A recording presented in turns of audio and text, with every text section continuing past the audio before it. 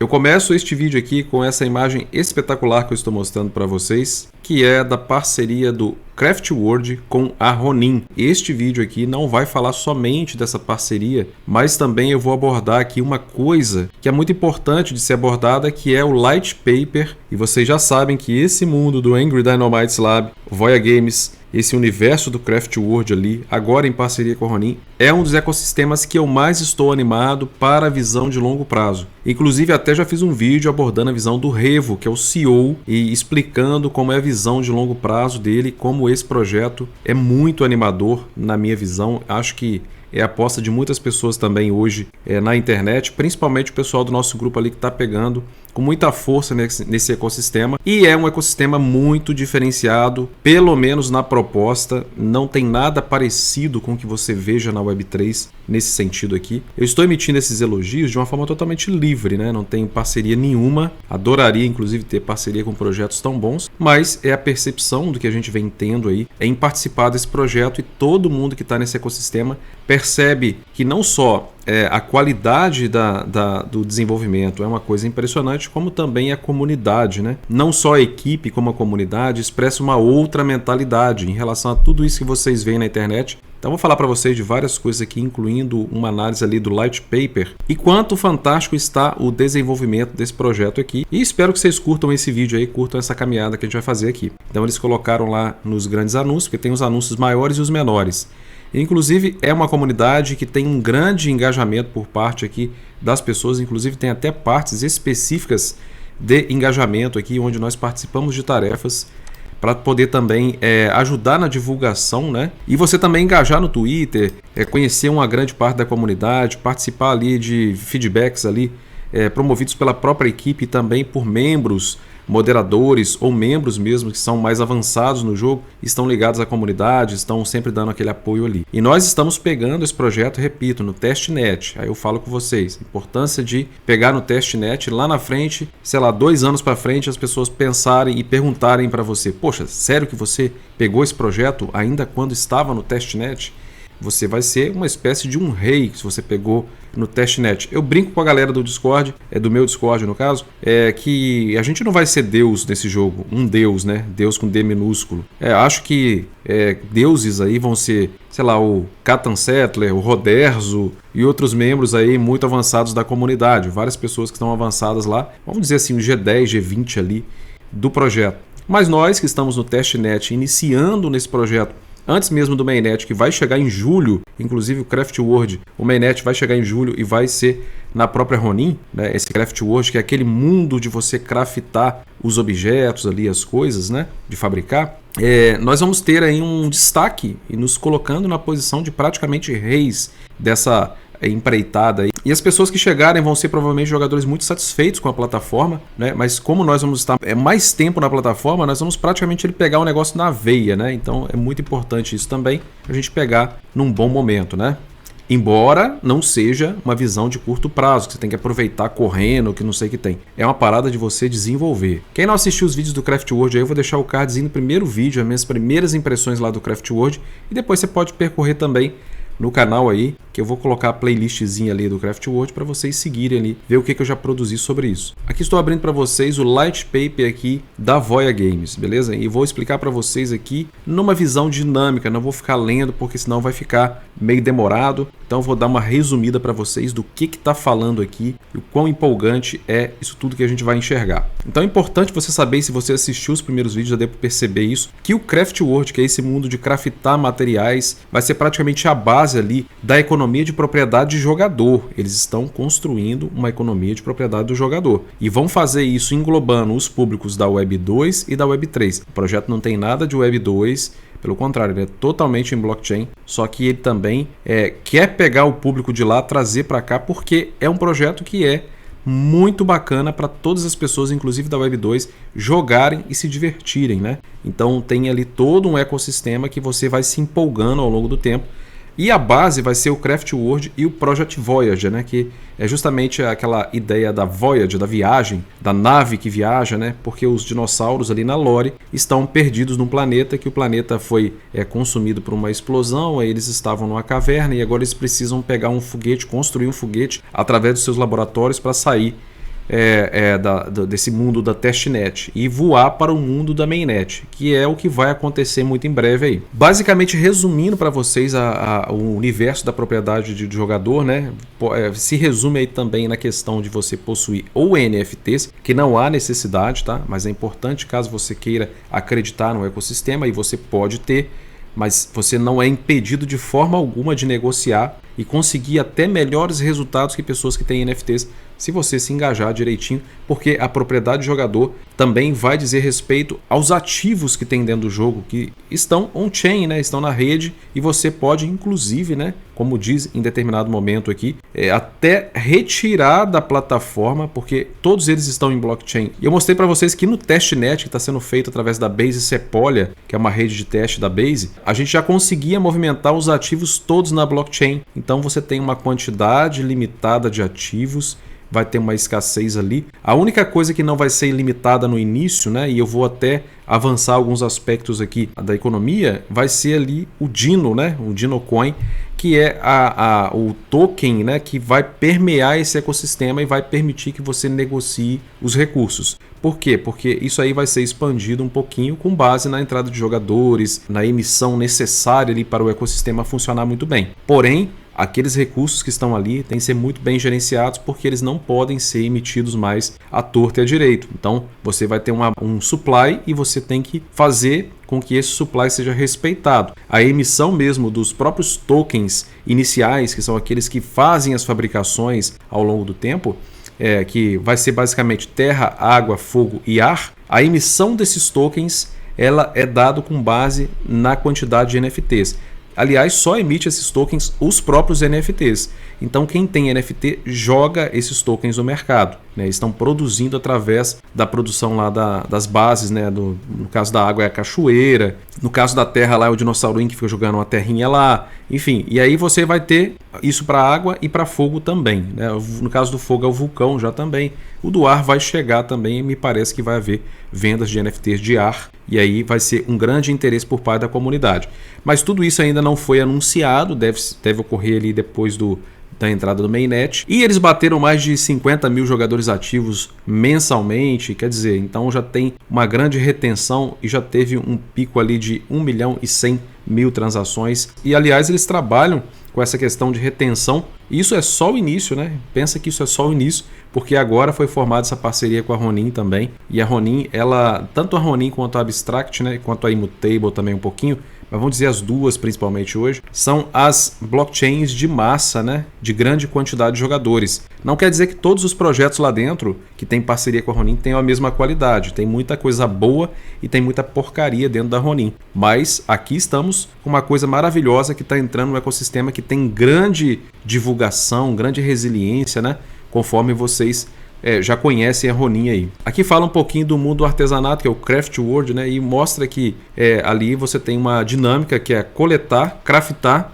trocar e desenvolver. Então é exatamente isso que você faz. Você coleta o material, você crafta o material nas fábricas, você faz a troca desses materiais e você desenvolve as suas construções, desenvolve assim também o seu poder de produção e tudo mais, e vai crescendo nessa produção. E é uma visão, né, que eles pegam ali para justamente essa parte de craftar ali, né, de começar a produzir os produtos ali também, para pegar muito público da Web 2 e Web 3, fazer essa junção, porque é uma coisa que certamente causa interesse também no pessoal da Web 2, não só para nossa bolha aqui da Web 3, né? Propriedade e interoperabilidade na prática. Aqui você tem propriedade de verdade. As pessoas da Web 2 mesmo vão poder aprender pela primeira vez o que é propriedade. Elas não precisam nem se preocupar muito com isso. Vai falar aqui na frente aqui, mas eu não vou ficar repetindo muito também, que você não precisa ali basicamente saber o que está acontecendo por trás. O que está acontecendo por trás para o cara da Web 2 é meio que irrelevante, até com que ele vá se acostumando com o passar do tempo e aprendendo inclusive com a própria comunidade. Quantas pessoas a gente vê lá dentro do Discord do Angry Dynamites, do Craft World e tudo mais, que somente por estarem em contato com pessoas que ficam falando disso o tempo todo já estão desenvolvendo a ideia, mas você não tem a necessidade de correr com isso, porque você consegue rodar o ecossistema sem pensar nisso a princípio, né? Aqui mostra um pouquinho da gameplay que vocês já viram no vídeo e vocês já sabem, eu já expliquei lá sobre a colaboração também nos Masterpiece, não vou ficar tomando tempo de vocês, para o nosso vídeo não ficar tão longo, viu? Uma coisa que eu já mostrei também é que eles têm interações exclusivas com parceiros, fazem eventos de poker, eventos de jogos, de Taquiverse, onde você é premiado, já tem uma antecipação de tokens da mainnet que você consegue participando lá dentro, né? Enfim, tem muita coisa que chega e traz novidades aí em relação a tudo que você já viu, né? O objetivo do endgame aqui é você fazer parte do grupo de dinossauros lá e ajudar eles a completarem um foguete interestelar, a obra-prima final, para eles pegarem um foguete e saírem da terra do testnet para avançarem para a terra do mainnet, que já tem sua data marcada agora. E depois novas jogabilidades com os novos projetos que estão chegando, né?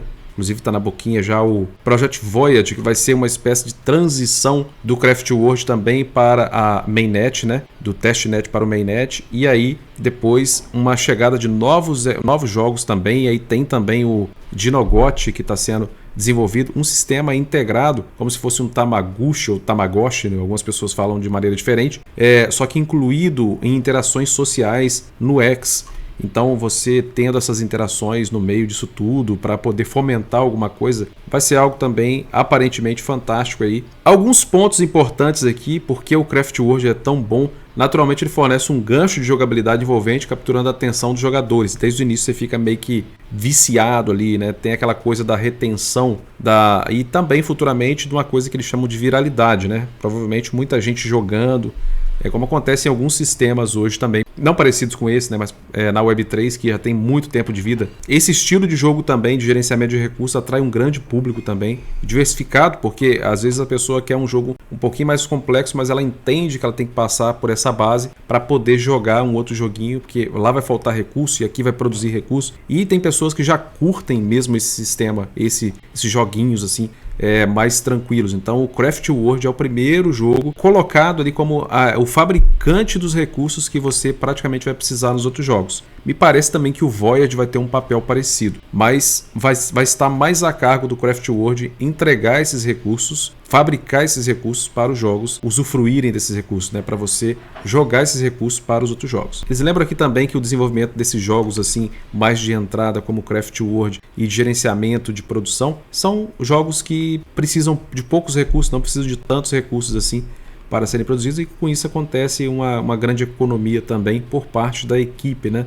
Não precisando ter grandes exageros ali, né? Nessa parte ali de gastos iniciais. Então, como o jogo atrai uma grande variedade de usuários, por ser simples, por ser de fácil entendimento, significa que pode escalar a base de jogadores com tranquilidade, né? Aqui eles apresentam um gráfico de crescimento de usuário, aqui o diário, o mensal e o World, que é o global, né? Desde sempre. Então aqui, ó, em todos os cenários a quantidade de jogadores e a retenção vem crescendo, né? Então isso é muito importante. E eles têm aqui a economia on-chain, a troca de recursos. Aqui mostra então os trades, né, que foram feitos. Há um pico aqui, ó, que foi lá em setembro de 2024, que bateu uma grande negociação. Então tudo deles é muito transparente, tudo em gráfico, né? E aqui a base de jogadores se mantendo, né, e tal. E aqui aumentando as transações por ocasião aqui da expectativa da chegada da mainnet, né? Parceria e interoperabilidade. Eles fizeram parcerias aqui com alguns parceiros importantes, inclusive algumas VCs, né, que são conhecidos, e também a parceria com a FSL, que são os criadores do Stepping, né? O Stepping, que foi aquele aplicativo de mobilidade muito conhecido, e integraram então a coleção Mork lá com o FSL, e depois fizeram também algo parecido lá com a Sandy Codex, que foi um airdrop lá, que tinha participação aqui também no Angry Dynamites, que foi um airdrop muito conhecido, inclusive, para a galera que é airdropeira aí. E planejamos desenvolver um modelo de autoatendimento, facilitando ainda mais integrações futuras. E essas parcerias aí de divulgação no airdrop ou num outro projeto e integração mesmo, né? Como por exemplo, eles fizeram parcerias também com o Giros, que é o criador da Ronin, como vocês estão vendo, né? Por essa parceria da Ronin era até meio que esperada depois daquele anúncio, daquela parceria, e do Giros falar tão bem do Angry Dynamites, e também com o Sebastian lá, que eu esqueci o sobrenome dele, mas é o co-criador do The Sandbox, que é um projeto longevo. Aliás, o único projeto que está há 5 anos no G100 do CoinMarketCap, de qualquer projeto de GameFi que domina 5 anos dentro do 100% do G100 do CoinMarketCap, é o The Sandbox, que é um exemplo aí de metaverso e de construção e de criatividade para o universo do Web3. Já fecharam uma espécie de semi-parceria, então imagina o que pode ser ocasionado futuramente em campanhas do próprio Sandbox também. As bases aqui que eles vão detalhar aqui, ó, propriedade, escassez real, mercados impulsionados pela oferta e demanda e adesão aos fundamentos da lei do valor. São fundamentos maravilhosos e que inclusive encerram e resumem a filosofia ali da economia de propriedade do jogador que eles querem implementar. Isso é importantíssimo mesmo nos projetos de Web3, são pouquíssimos que trabalham nessa frente, por isso tanto scam ou tanto golpe ou tanto projeto também não dando certo financeiramente, às vezes até tentando, mas por falta disso aqui, falta de uma economia real, né, impulsionada pelos próprios jogadores, pelas suas propriedades, eles mesmos ali dando o fluxo real de mercado. Então essas coisas seriam coisas desejáveis em outros projetos, mas infelizmente muitos não têm. Então basicamente na propriedade, tokens de recursos, né? No caso são os recursos lá que você vai ter lá dentro, os vegetais, as fabricações, os tokens primários que você vai utilizar para produzir qualquer recurso nas fábricas, né? Tudo isso. Então tokens de recursos e NFTs são as propriedades que os jogadores vão ter à sua disposição, e qualquer itemzinho daquele lá que você fabrica, sai numa fábrica lá, tem propriedade, você pode ter propriedade real dele na sua blockchain. Na verdade não é que você pode, você vai ter, porque vai estar registrado na sua blockchain e você pode lá negociar isso aí livremente, é seu, é sua propriedade, não é do ecossistema. O ecossistema está ali gerenciando a plataforma para que você possa negociar. Porém, você pode fazer essa negociação até mesmo em outras exchanges descentralizadas. Inclusive, já tem uma exchange descentralizada dentro do jogo, dentro do Craftworld, onde você faz as suas trocas, swaps, e você mesmo provê a liquidez de tudo que vai acontecer. Tendo o jogo, para cada um daqueles elementos que estão lá dentro, provido uma liquidez mínima inicial, e todo o andar da carruagem, tudo que acontece depois ali fica por conta dos jogadores. Então, como eu já tinha falado para vocês aqui, os NFTs lá têm um papel de produzir passivamente alguns recursos iniciais para a produção. Então, você tem de 5 a 20 recursos por hora, dependendo da raridade do NFT. Se você quiser ter NFT, repito, não é necessário. E você tem então um supply hoje já estabelecido de 500 Fire Dinos e 1.500 Water Dinos. Eu só tenho um lendário, que é a melhor raridade que existe, desse Water. Agora, eu vou trabalhar devagarzinho para conseguir mais um ou outro, e é que os preços estão um pouco elevados, os jogadores estão valorizando muito, né? E então o NFT é uma coisa que você tem que pensar com muita calma. E como são propriedade total dos jogadores de sua carteira, eles podem ser negociados livremente, são NFTs. Isso aqui é importante porque os ativos do jogo, né, tanto NFTs quanto tokens, pertencem genuinamente aos jogadores, estão na sua blockchain. Então não é do jogo Dynamite, é deles, a empresa está só criando esse ecossistema para que você possa utilizar. Aqui fala de um princípio econômico muito importante, que é a escassez. Isso aqui é muito bom mesmo, produção de recursos fechados no NFT. Aquilo que eu falei antes, só entra recurso dentro dos recursos iniciais de produção de todos os outros produtos que serão produzidos, né? Os iniciais são a matéria-prima, fogo, água, ar, terra. A princípio esse, mas depois eles podem lançar mais. Falaram em lançar alguma coisa mais também de base assim. Não sabemos se vai ser para o futuro. Porém, existe uma linearidade nessa produção. Então, de acordo com a quantidade de NFTs, e aqueles que estiverem produzindo só conseguem jogar a quantidade por hora relacionados à quantidade de NFTs que estão no jogo. Então, se existe 500 NFTs de fogo, né, no jogo aí,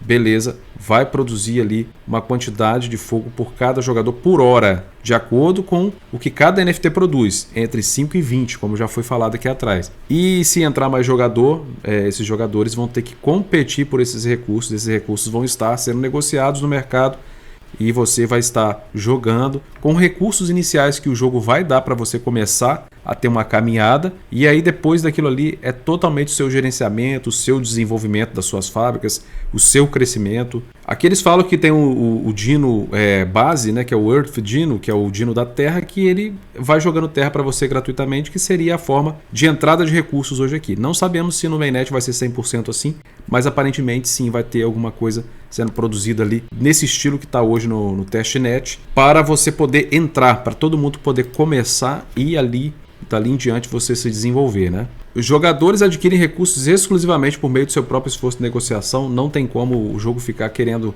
inventar moda para você ficar investindo dinheiro lá para eles te pegarem por algum evento, alguma coisa, como alguns jogos fazem. E até a mecânica de alguns jogos respeitáveis também, mas aqui tudo vai de jogador para jogador e você vai pagar microtaxas ali e você vai criando uma real economia de jogadores aí. Jogabilidade não é tediosa porque tem a progressão significativa, você vai vendo ali. E aqui tem a lei do valor deles expressa uma coisa muito simples. Uma economia segue o princípio chamado lei do valor. A lei do valor deles é muito interessante porque tem a formulazinha aqui, ó, entrada mais esforço é igual a saída. O que seria a entrada? A entrada do recurso principal que entra ali. Ou pode ser um recurso secundário também que você já produziu. Você está entrando numa outra fábrica ali para sair um outro recurso mais acima. Mas o que seria o esforço? Você vai ter a entrada do produto, beleza, mas a habilidade, a escolha, a estratégia e o tempo que vai tomar é chamado de esforço, igual a saída, porque isso, a entrada mais esse esforço, vai derivar a saída, que é o produto final ali que vai sair para você, né? Então, itens criados têm mais valor intrínseco devido ao esforço investido. Então, quanto mais esforço, ou seja, mais tempo, mais estratégia e mais habilidade de demandar a criação de um item, mais valioso tende a ser esse item. Por quê? Porque as pessoas vão negociá-los mais caro. Repito, o jogo não vai influenciar nisso aqui, determinados pela oferta e demanda do jogador. Então é 100% por conta dos jogadores. Você tem um ecossistema que precisa de uma moeda centralizadora disso, que seria a Dinocoin, como se fosse $1 ali, para você negociar as coisas, e com ela, com esse token, você vai comprar todos os tokens dentro do jogo, vai fazer a negociação.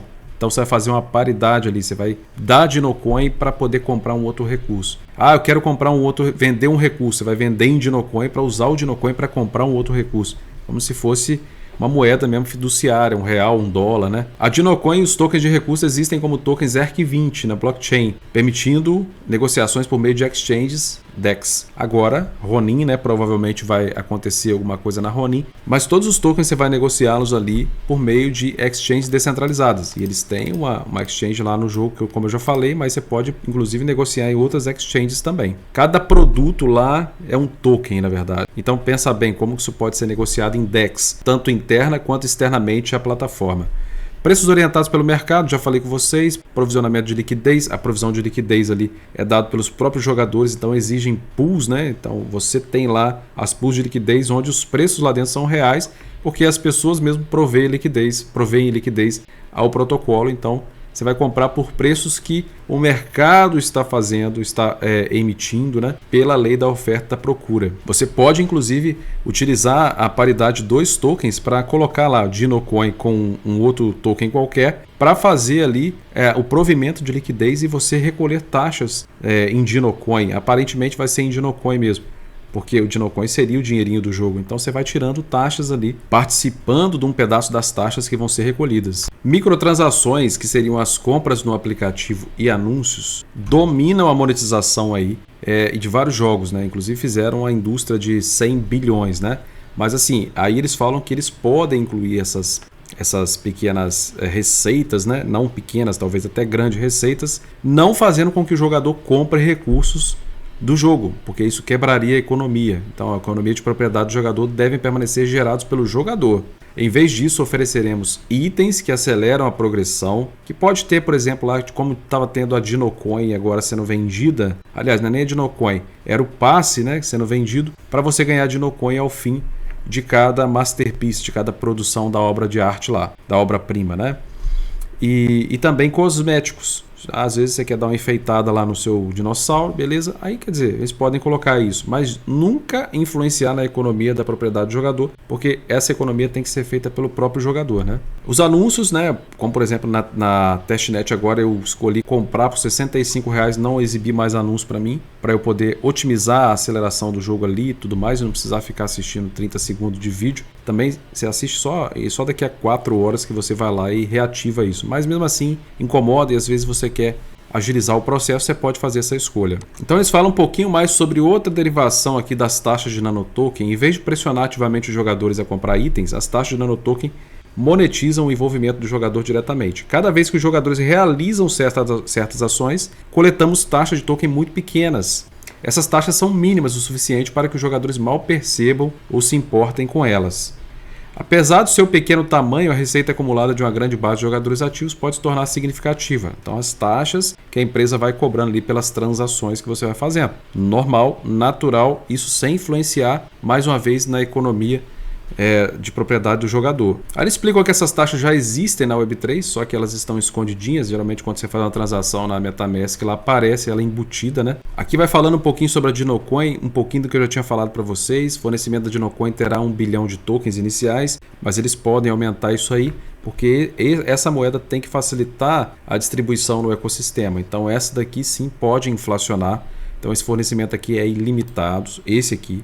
Mas os outros tokens não, eles vão ser gerados ali com base nos NFTs que existem. Então essa elasticidade aqui ela vai ser permitida justamente para não deixar novos jogadores à mercê de recursos, se quiserem ou demandarem recursos aqui. Obviamente, isso aí vai ser medido de acordo com a necessidade, eles podendo ter uma abertura total para fazer qualquer alteração para ajustar isso aí. Altamente ajustável, né? É justamente pelo foco que não é ser um ativo de especulação, né? Especulativa, mas é permitir a jogabilidade agradável e envolvente. Aí sim, lá dentro você ter a sua capacidade e conseguir até mesmo rentabilizar com a sua capacidade de desenvolvimento dentro do ecossistema, né? Muito importante isso aqui, ó, em relação à propriedade da comunidade, não há alocações para insiders, nenhum token reservado para membros da equipe, investidores ou influenciadores e nenhuma venda privada. Apenas o Tesouro Voya tem a capacidade de cunhar tokens adicionais. O controle da comunidade continua sendo central. Então fala aqui do projeto Voyager, né, que vai ser aqui praticamente uma ponte da testnet para a rede principal. Basicamente eu vou resumir para vocês. Vamos ficar aí praticamente em 4 semanas na primeira temporada fazendo o projeto Voyager, fazendo essa viagem, e nós vamos cumprir algumas tarefas e missões nesse sentido aqui, ó. Vocês estão vendo aqui, ó. Tá vendo, ó? Connect ao Craft World, você ganha 150 moedinhas dessa aqui, que é o Warp. Vou falar sobre elas, os cristais Warp para vocês também, ó. Aí te dá aqui, ó, para você equipar um engineer, aí para você recrutar um amigo, aí sim te dá um incentivo em cristais Warp aqui, que vai ser uma coisa importante ali para a transição da testnet para mainnet. Então, isso aqui, ó, e detalhe, né? Não sei se vocês notaram aqui, ó. One time, social, daily, semanal e especial. Então tem várias quests e você vai poder ficar durante um mês aí fazendo o máximo que puder. Então esteja jogando já para você cumprir o máximo que der ali, para você conseguir o máximo de cristais Warp, e assim vocês vão ter o sucesso de vocês aí, né? Então, os jogadores podem usar os seus cristais ganhos de diferentes maneiras estratégicas. Eles podem reivindicar Dinocoins imediatamente ou investir em cristais na atualização de seus personagens e ativos. Ou seja, ou você pega Dinocoin ou você investe nos seus personagens ou ativos. Esses personagens, não sei do que fala, tá? Não sei do que se trata, mas às vezes vai abrir alguma coisa nova no jogo que a gente não está sabendo de tudo ainda, né? Recompensar a nossa comunidade. O projeto Void também vai recompensar as pessoas que estão ajudando no ecossistema. Jogadores leais, altamente ativos, detentores de tokens dedicados, criadores de conteúdos e membros da comunidade que se envolvem ativamente. Cara, tem membros na comunidade que se envolvem naquilo lá, que faz o negócio acontecer. Esses caras vão ali ter muita coisa bacana para coletar aí, para usufruir. Até porque a interação que está acontecendo agora da gente lá já vai contar para muita coisa. Então tem, por exemplo, os engajamentos lá do Twitter, teve, por exemplo, aí o Daily Draw que estava tendo diariamente, vai voltar alguma coisa parecida com o Daily Draw, não sabemos o que é ainda, eles vão fazer, provavelmente, né, vai ser nessa transição, e impulsionando o crescimento. O projeto Voyager incorpora jogabilidade, marketing, crescimento e referências sociais, então vão ter quests sociais também ali, em uma experiência criando loops virais. Essa integração incentiva ativamente os jogadores a se envolverem profundamente com a comunidade. Por exemplo, eu estou achando o maior barato, nunca fui esse cara de ficar sendo tiete de projeto, ficar lá, vamos compartilhar coisa fofinha aqui.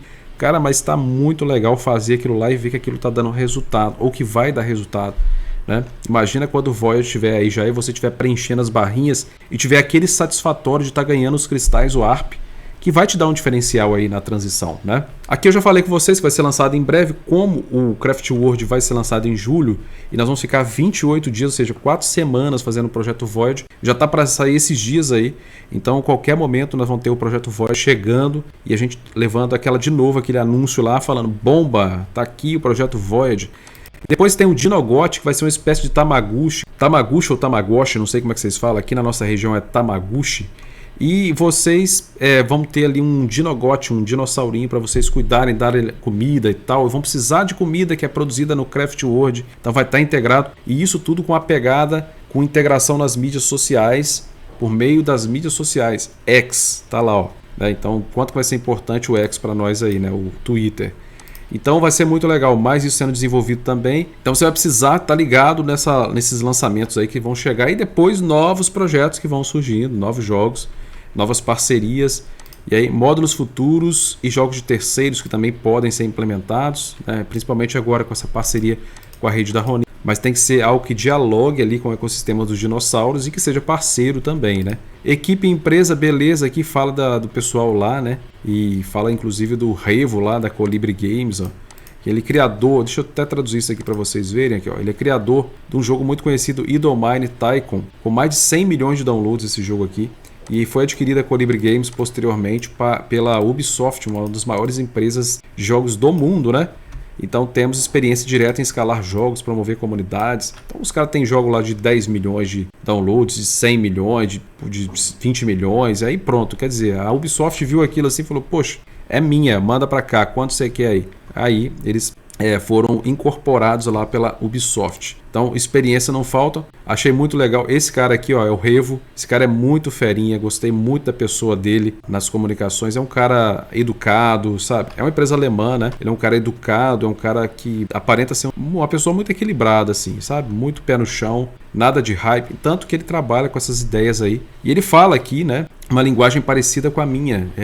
Que jogadores que buscam somente projetos de curtíssimo prazo e ficam só querendo obter uma mais-valia imediata na internet, são jogadores que são considerados de baixa qualidade. Olha que triste, né? Para quem só pensa no agora, né? Então é importante que você pense no agora também, mas que você pense também no projeto de longo prazo, numa coisa mais longeva, numa coisa que tenha mais qualidade de desenvolvimento, né? Então essa é a visão do cara. Um cara bem diferenciado. Não é à toa que o projeto aí está sendo tão promissor na minha visão, né? Aí vocês podem fazer análise de vocês também, mas estamos falando de uma outra linguagem. Isso aqui eu não estou dizendo, eu não durmo com o cara, não sei o que passa na cabeça dele e da equipe. Uma equipe reduzida, sem espalhar fatosidade, 500 mil funcionários, não, reduzida. Eles falam sobre isso aqui, que conseguem colocar uma equipe bem reduzida, mas que seja eficiente, que trabalhe de verdade. E aí tem fundos aqui de investimento também que trabalham, a Rockway, a Makers Fund e também a 1KX, né? Fora essas parcerias modernas aí, como no caso a Ronin e a pré-parceria lá também com o Sebastian lá do Sandbox. Então tem muita coisa boa e bacana para chegar. Uma coisa que eu quero destacar também, né, até fazendo jus aos amigos lá da comunidade do Discord deles, cara, é essa qualidade, né? Como os caras são mais cabeças, então a qualidade dessa comunidade também vai melhorando muito. Com o tempo construímos cuidadosamente uma comunidade leal que compartilha nossos valores. Então você não tem aquela galera xingando, desrespeitando, só falando besteira. Tem uma mentalidade legal ali, o pessoal que quer desenvolver, que quer crescer. É outro nível de pensamento também, né? Então é o que eu sempre defendo também pra galera aí. Então ressoou muito com o que eu penso, gostei muito e, obviamente, aqui, como eles, eu estou ansioso aqui também. O Craft World é o primeiro tijolo. O Projeto Void é o próximo e o Dinogot deve seguir. Venha a seguir, né? A tradução aqui está meio colocada errada. Colocamos cada um, testamos a estabilidade e continuamos. Esse acúmulo paciente e medido é como evitamos o destino de alguns outros projetos que entraram em colapso sob o peso da ambição e da pressa. Olha a mentalidade, como é que é diferente, né? Não estamos falando da mesma coisa que vocês veem pela internet aí, gente. Não estamos. Então eles estão falando aqui do roteiro próximo. Iniciar o Craft World na rede principal, vai ser aí a mainnet e essa transição toda que está chegando. Aumentar nossa base de jogadores para uma escala convencional, uma base ali que dá para saber, mantendo a saúde econômica. E essa base ela pode ser ampliada, mas obviamente há uma base. Expandir o ecossistema com novos módulos e possivelmente boas-vindas aos desenvolvedores externos, possivelmente. né? Tudo tem que depender de casar com a visão e com o projeto. Estabelecer o Voya Games como exemplo importante de como fazer jogos Web3 de maneira certa. Jogos divertidos, propriedade real de jogador, economias sustentáveis alimentando tudo. Ou seja, outra cabeça, outra visão novamente. Enfim, não adianta ficar repetindo a mesma coisa aqui. Espero que vocês tenham curtido o Light Paper. Não quero me delongar no vídeo. O vídeo já ficou um pouquinho longo, mas também a qualidade que eu tive que trazer para vocês aqui, né? Não podia deixar de trazer esse vídeo importante para todos vocês conhecerem esse ecossistema maravilhoso aqui da Voya Games. E estou torcendo muito para que esse projeto seja aí realmente aí um tapa de luva aí nesses projetos ruins de Web3 que nós temos aí. Claro que temos exceções já, coisas muito boas, que inclusive eu faço, os colegas lá do nosso grupo fazem também, pelo menos uns 7 projetos aí. Mas o que nós vemos aí, grosso modo, é muita porcaria mesmo. Mas a gente precisa também melhorar a nossa qualidade, a qualidade do que a gente escolhe, elevando mesmo aí o nível dos nossos interesses, né? Beleza, galera? Espero que vocês tenham curtido aí. Deixa o likezinho nesse vídeo, faça tudo que vocês têm que fazer aí, compartilha, sei lá como é que faz. E um grande abraço para vocês, até o próximo vídeo.